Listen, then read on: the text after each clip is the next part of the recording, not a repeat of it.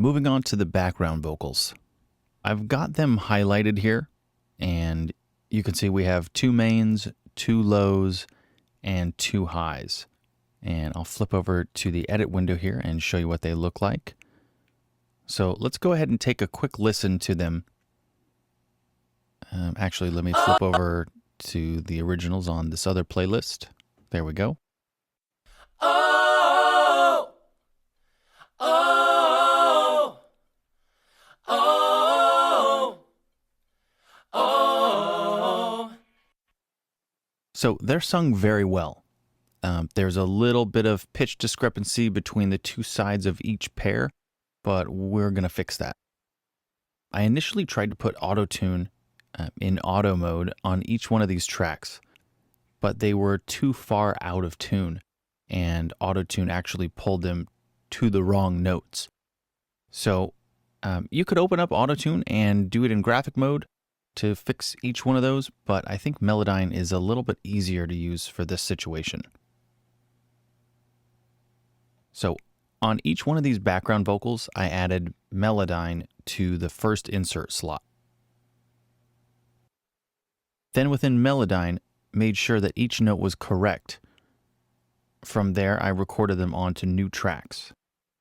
Let me show you how to run through that process. There's a couple cool key commands that make things a lot easier.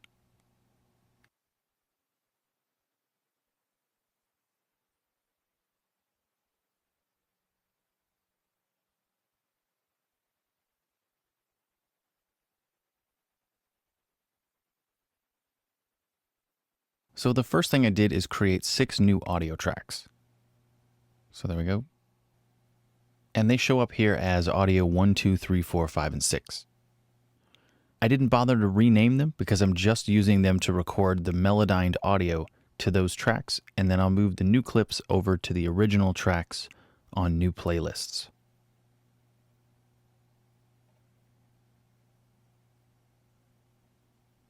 So first off, I want to set the input to each one of these tracks to a bus. You can go through here and pick a bus for each one, but I'll show you a cool key command here in Pro Tools that will actually cascade all the inputs in ascending order.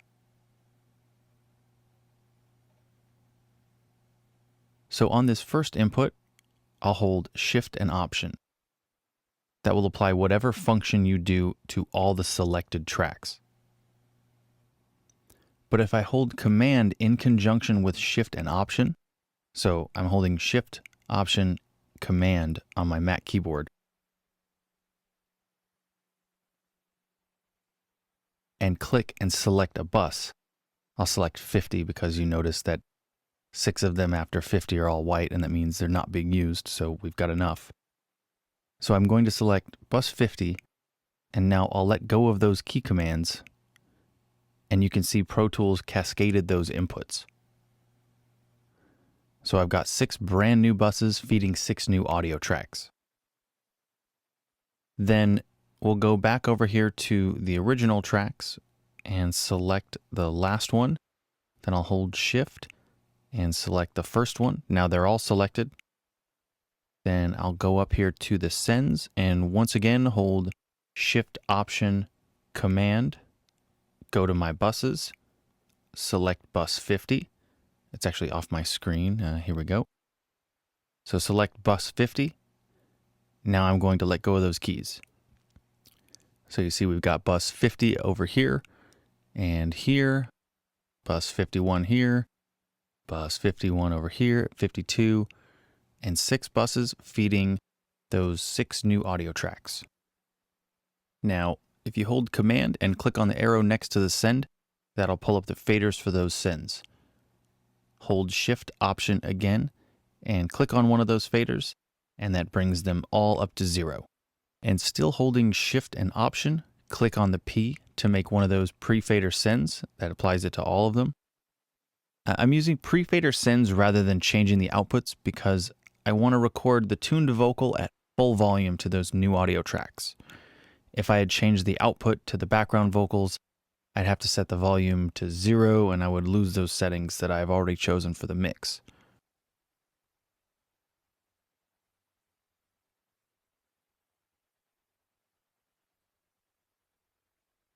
So then let's go over here and let's get this out of the way.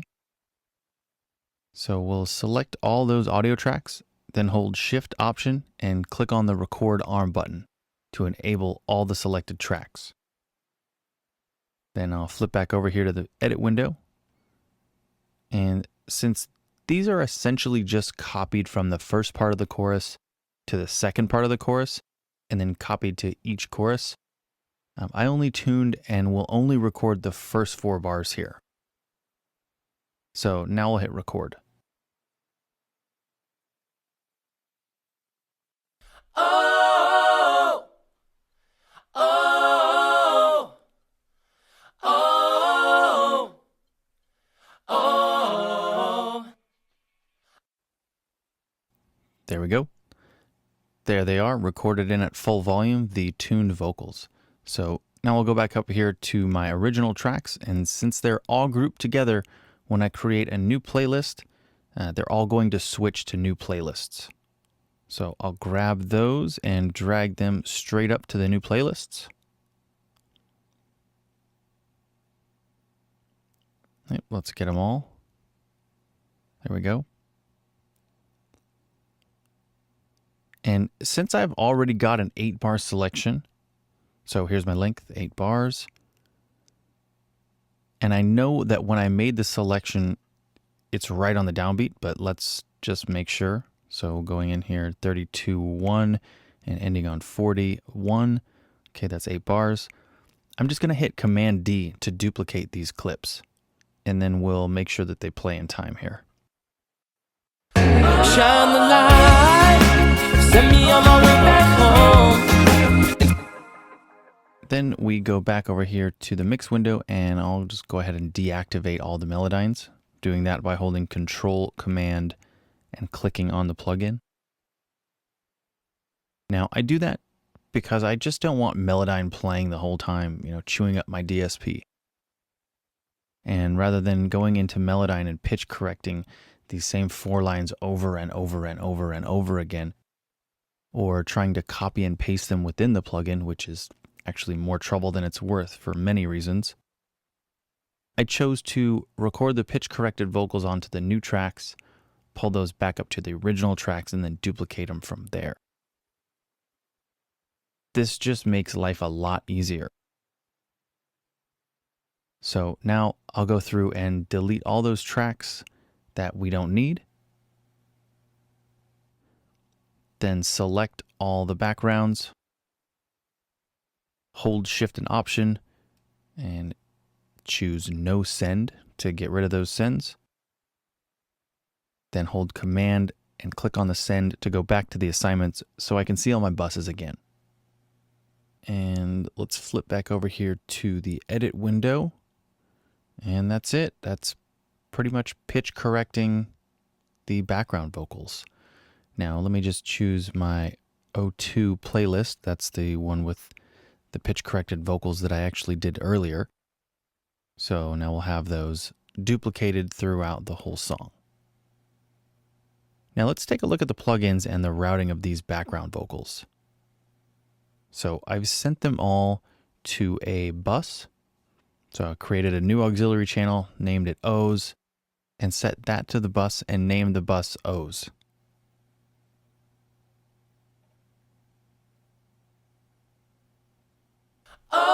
So all of these are just going straight to the bus. Now, the reason I'm adding the compression and EQ to the group is that all of these are meant to be one cohesive unit. There's not a whole lot of volume changes throughout them, so they don't really need to be compressed and EQ'd individually. I saved some CPU usage by processing them all together. And had they been different lines or different words sung differently, I wouldn't want to compress them all and EQ them together. I still might want to EQ them all together, but I wouldn't want to compress them all together. But they're all pretty well close to the same tone, and they're the exact same line. So in this case, it's okay to EQ and compress them all together without having affected any of them individually. So let's take a look at the first plugin on here, which is the EQ. First off, I just removed a little mud right around the 250 range and pulled out a little bit of that honkiness right around 1K. And I wanted to soften them up a little bit, so I pulled out a little bit of that 3.5K that was kind of adding a little harshness in there. I also pulled off all the high end. Don't need them in here. And you can see there's no de-esser because there's really no S's in these. These are just O's. So normally there's a de-esser in my vocal chain, but I didn't need one on this bus. I did, however, use the Waves sidechain compressor again. This one was with the JJP Girls Vox preset. So Jackson has a little bit higher voice, so this preset just really seemed to work nice for his vocal performance. And again, it's just pulling out that harsh frequency at about 3200 hertz, something like that.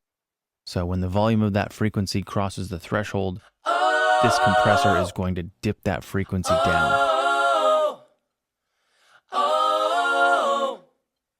And I'm only getting a few dB of gain reduction, and that's just really to remove some of the harshness. I don't want a huge effect happening with this compressor. So next we've got some compression with the Fairchild. Now this is, again, just a really smooth compressor.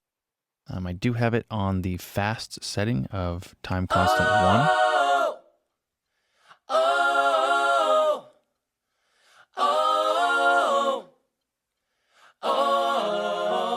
And it's not compressing too much.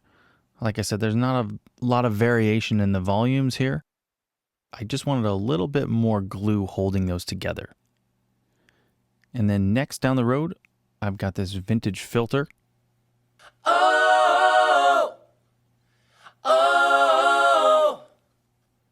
So this is actually a plugin that's applied only in the breakdown.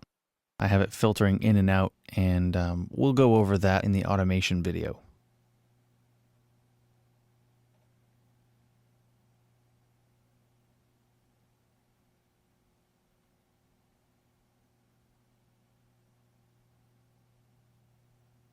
And the next plugin I have on here is actually kind of fun how this works. So I put another compressor at the very end of this chain, and this is being triggered by this vocal SC bus. So on the lead vocal, I created a bus, named it vocal SC, and made that pre-fader send, and I'm sending the lead vocal out that. So let's have a listen to how this compressor is reacting to this lead vocal triggering it.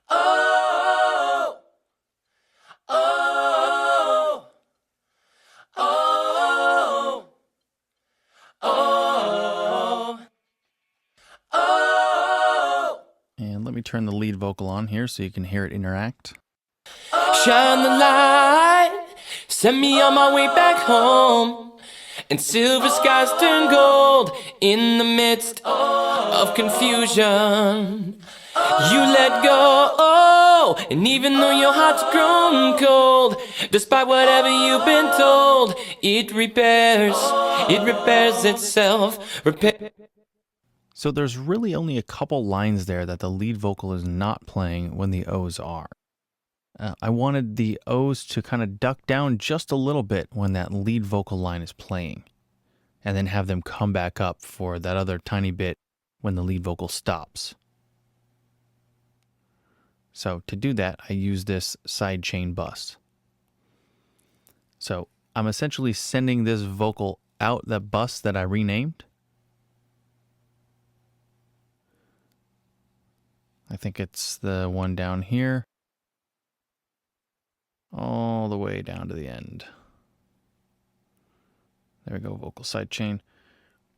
All my sidechains are down here. So I set the lead vocal to a mono bus and renamed it vocal SC for sidechain. And on this compressor, under the key input, I just found that bus and selected it. So now this compressor is only compressing when the lead vocal is playing. It's pretty cool. Rather than going through and automating everything by hand, which on occasion you may still need to do, but this is really neat, and most of the time this will work better than going in and automating by hand. So it's going to save you a lot of time, and it's probably going to sound better. So definitely listen to it when you use it in your mixes and make sure it gives you the effect you want. Now, usually when I use this effect, I use it as the last plug-in insert on my track. And I do this because I want the sound to already be compressed and held exactly in place. And then I want to add that sidechain effect or that ducking effect. That really gives me complete control of the volume there. All right, so that takes care of the plugins on that track. Next, let's take a look at the effect sends here. So I really wanted these to melt back into the mix, so I sent them to the hall first. Shine the light, send me on my way back home. And next I sent them to the quarter note delay.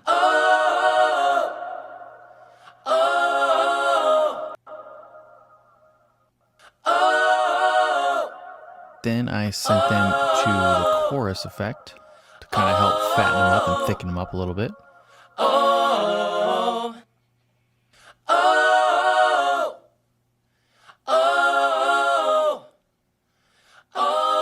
then last I sent them to the ping pong delay. And then let's hear them with all the effects.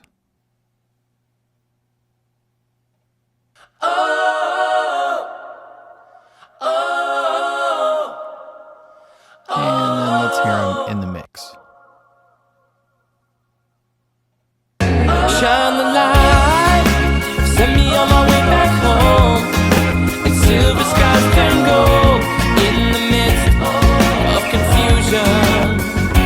You let go, and even though your heart's grown cold, despite whatever you've been told, it repairs itself. Yeah, check out that ducking again.